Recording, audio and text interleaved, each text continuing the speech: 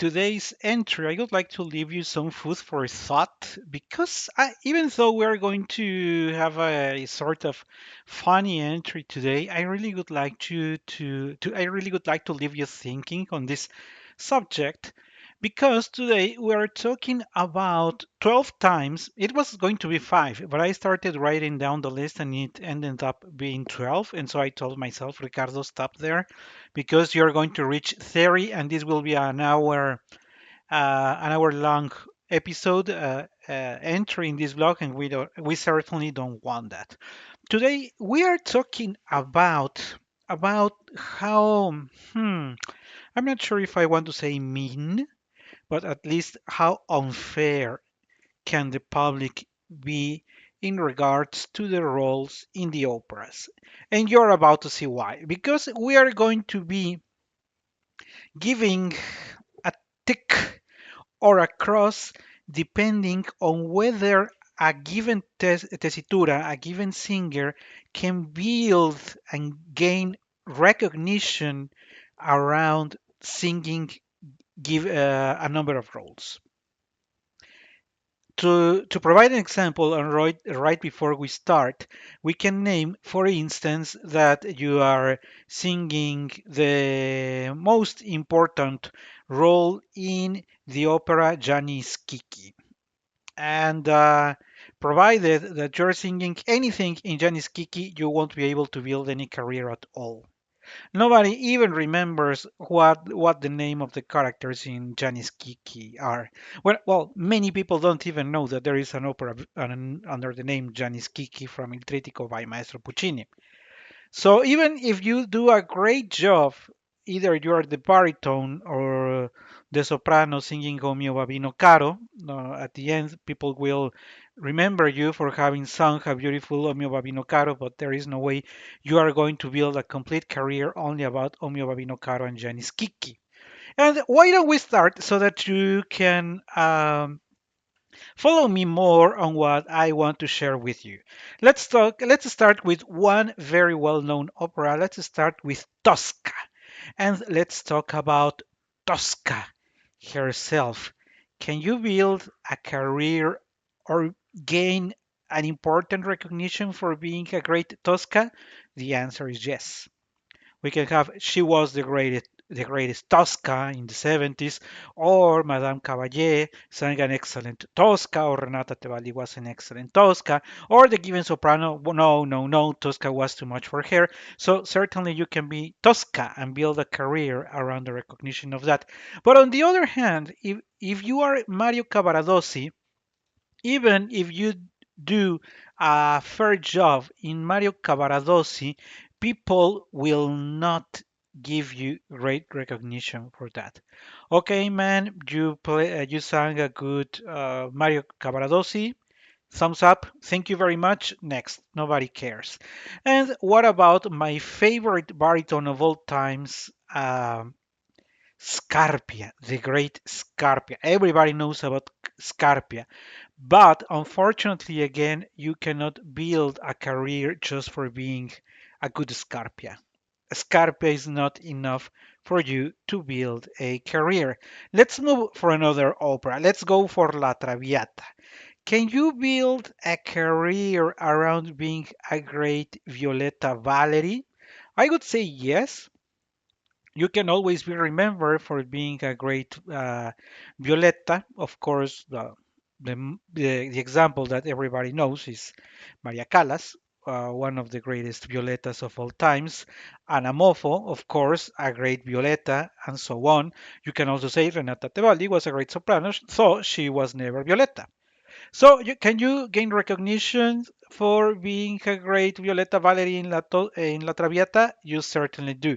But what about his lover, her lover, the young Alfredo Germont?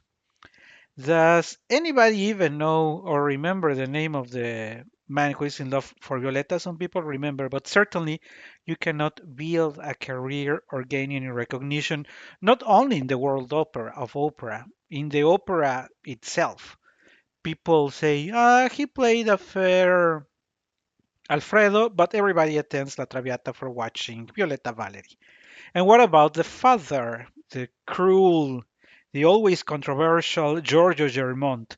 Can you build a career around Giorgio Germont? The answer is no.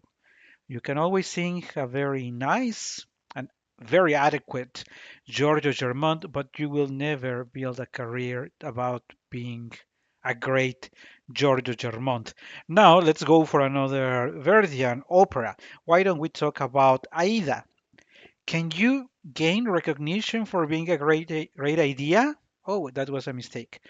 And the answer is you certainly do. You can say, oh, Renata Tebaldi was a great idea.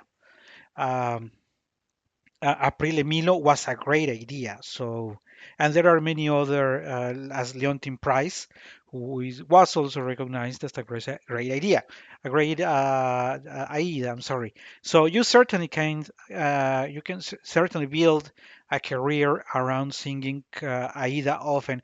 However, and weird as it may sound, for Radames, no, you can always be judged as being a good Radames, but to build a complete career about singing Radames, it's quite unlikely. Unless you are Mario del Monaco or Franco Corelli, but if you are, then you have all the repertoire of the spinto and dramatic tenors. It is not only Radames, so Radames couldn't be enough, even if you do a good job.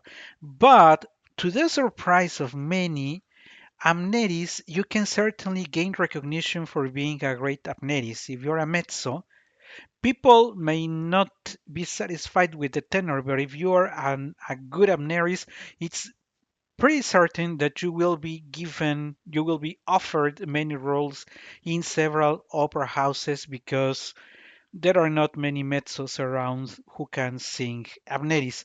However, if you are the baritone and you turn out to be a great Amonasro, that will not be enough. You may be a Verdian baritone and going for the heaviest baritone roles, but that's what you could be, one around the heaviest baritones from the Verdian repertoire, or maybe Verismo. But a monastro will not be enough. And if you recall, well, a monastro does not have a significant amount of time on stage compared to Radames and Aida.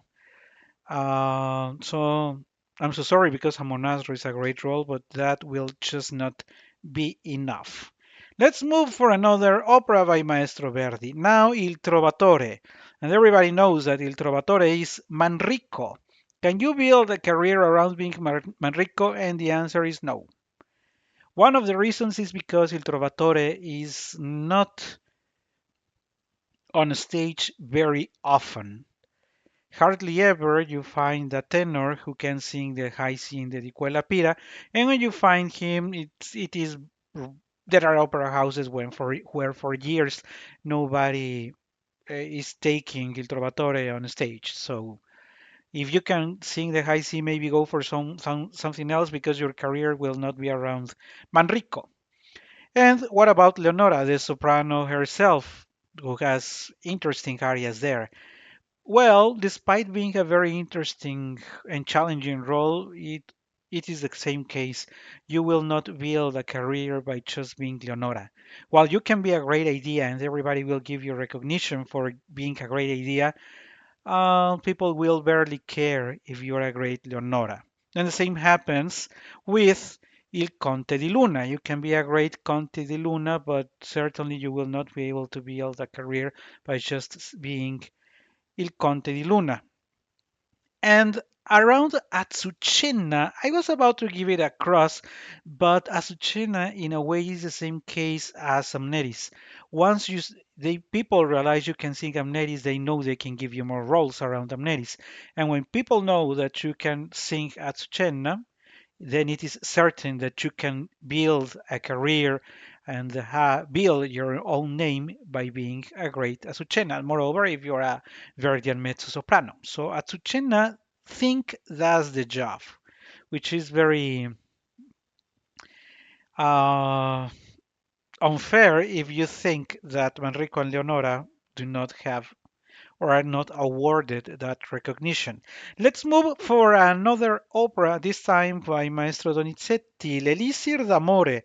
Can you build a career by being the funny, lovely guy Nemorino? No. You can be a great Nemorino, you can have great light roles, but you will not go to the books of history of opera for being the greatest Nemorino of the decade. We talked about it in our season Parlons d'eux when we talked about each of the operas because even though people like L'Elisir d'Amore, people see it as secondary, for instance, when compared to Lucia di Lammermoor. We are about to talk about Lucia. But unfortunately, no, even if you're a great Nemorino, you will not build a career around that. But the complete opera, it's the same for everyone else because even if you're a great Adina, people will give you applause. People will say, hey, you were a great Adina, and that's it. You will not be able to build a career around Adina. The same case is for the detestable guy under the name of not I would say lovely detestable guy Dulcamara, which is a very lovely role and people would like it, but again, you will not be able to build a career around just being Dulcamara. People will say, "Hey, that was a nice cast. Hope it repeats sometime again," and then immediately forget you. Why don't we go for another one? Because, oh, we are already 11 minutes. Now let's talk about the one that I had just mentioned, Lucia di Lammermoor for the soprano. Can you build a career around being a great Lucia? You certainly will. You will build a career around being Lucia. However, for the tenor role, Edgardo, you will not.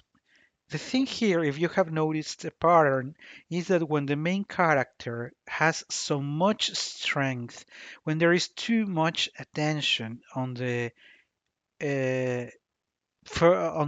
name of the opera, say Aida, Violetta, Cio-Cio San that we are about to see, people will see all the others as secondary, except for Amneris that can give you build a career around it. So unfortunately for Edgardo, you can say, hey, he was a great Eduardo for Lucia, but just that. And people will ask, what about the others? And say, what others? Is there anybody else singing Lucia? I didn't even notice. And I just mentioned the other one that I have in my list today, Madama Butterfly. Can you build a career, gain recognition for being a great Chocho-san? The answer is yes. This role has been emblematic for a number of sopranos, such as Mirella Freni, Renata Scotto, Irma Gonzalez, and many others. So you can certainly build a career around Chocho-san. I have also entered here another entry a couple of months ago in regards to how Madame Butterfly can destroy the voices of a soprano. But apart from that, you can certainly build a name, a career recognition from singing Chocho-san. Unfortunately for all the others, Pinkerton, no, people will say, he was the tenor did a good job, the tenor was good, and that's pretty much it.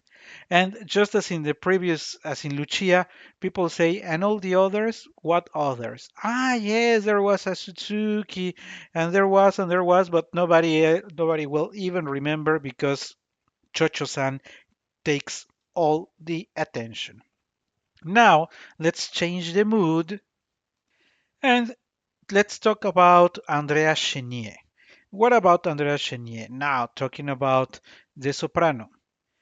Can you build a career by just being Madalena de Coigny? And the answer is no. Even though it's a very interesting, challenging role, you're a soprano. Most likely, again, people will say, "Oh, she was a nice Madalena." That's it. On the contrary, if you are the tenor and you do a great job in Andrea Chenier, you will gain the recognition for being the Andrea Chenier of the year, of the decade, of the past 20 years. Andrea Chenier is a role that gives you recognition and helps you build a career. And again, what about the others? Nobody else cares about all the others. Again, how unfair the public is. Let's go back to fun and let's talk about Il Barbiere di Siviglia. What about the key role in Il Barbiere di Siviglia? Figaro. You can certainly be a great Figaro, but still you will not be able to say he was the Figaro of the decade. Nobody, I don't think ever any time has any baritone been named the best uh, Figaro of the decade, of the century, or of anything else. Of, you may be appreciated as a great Figaro, but that's pretty much it. And what about Rosina? Can you build a career around being a great Rosina? The answer again is no. What about the tenor? What about Il Conte di Almaviva? Can you build a career by just being a great Conte di Almaviva? And the answer is no. So if you notice, there are operas where you cannot build a career on. And if you notice, we also mentioned L'Elisir d'Amore. Now I mentioned Il Barbiere di Siviglia. Turns out that these type of operas are not good for building a career. I didn't include Werther in my list, but that is the same. You are the tenor in Werther. You can build a career and be recognized as the best Werther everywhere. Charlotte, eh, fair job for the mezzo. And all the others. Nobody else will care for all the others. But let's take Werther as just an additional name, a bonus. Let's go back to my list. And now we're having the very great Andrea Lecouvreur by Maestro Chilea. The soprano in Andrea Lecouvreur, can she build a name on that one? Absolutely yes. Soprano that can sing the role of Andrea is a soprano that can gain a name in the history of opera, and there are not many. So Andrea Lecouvreur for the sopranos, yes. And the tenor, who is the tenor? Sorry, is there a tenor? Does anyone care about the tenor? No. I also want to mention the Princess of Guillaume, the mezzo, because even though it is more like, no, you cannot build a career around the Princess of Guillaume, more likely if you can sing the Princess of Guillaume, then you can sing the mezzo also in Don Carlo, which is our next example, and that probably you are Amneris, so it is a role that can open doors. So at first sight, it's a cross, but La Princesa Bouillon can certainly be of help. So I think the fair is more like a cross with tendency to become a tick. Now, why don't we talk about Don Carlo, which was my first example, and why don't we start with Eboli? Eboli, yeah, you can gain recognition as being a great Eboli and be called to many opera houses for being a great Eboli. Same case as in Amneris, there are not many mezzos around who can sing Amneris. So if you can sing Amneris, you can sing Eboli, you will certainly have a place where you can build your name around it.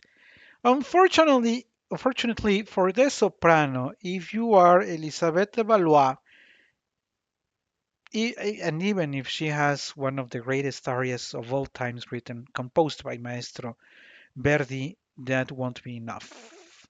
You cannot build a career, you cannot build a name around being Elisabetta de Valois in Don Carlo. Rodrigo would be the same case, even though it's a very challenging, interesting name. People will not remember you for being the greatest Rodrigo of the past decade or the greatest Rodrigo alive. Don Carlo is also an opera that is not on stage very often. Filippo II, contrary, this is also a cross, but with a tendency to be a tick because Uh, there are not many basses who sing Filippo II. And even if you cannot build a career for being Filippo II, you will gain recognition because there we have never had many basses who are able to sing Filippo II fairly. So that's the reason why I left it as a tick. And the last one in my list is Otello. And of course, if you are the tenor in Otello, you can build a complete career around being Otello. One of those, of course, being the great Chilean tenor Ramon Binay or Carlo del Monaco, two singers who are excellent examples of how you can build a career around a great role in the opera, and this would be the case of Otello. Unfortunately, as for Desdemona, same case as in Don Carlo, even if you are a great Desdemona, you will never be remembered for being the Desdemona of the decade, the Desdemona of the past century. Your success will only be she was a great Desdemona for the season for 1996 in La Scala, but that's pretty much where it will stop. You will never be remembered for being a great Desdemona. And that would also be the same case for Iago. Even though Iago, one of the most evil roles for a baritone, and very important in Otello, you will not be remembered either for being a Iago. Even if you did great, even if you were better than the Otello, you will never gain a career by just being Iago. And so, what is the food that I wanted to leave for you for thought today? That we have this tendency to focus only on the on one two roles at the most in one opera, and that is pretty much unfair because there are dozens of singers over there and there are hundreds of operas available, and our attention and our recognition goes for very few singers.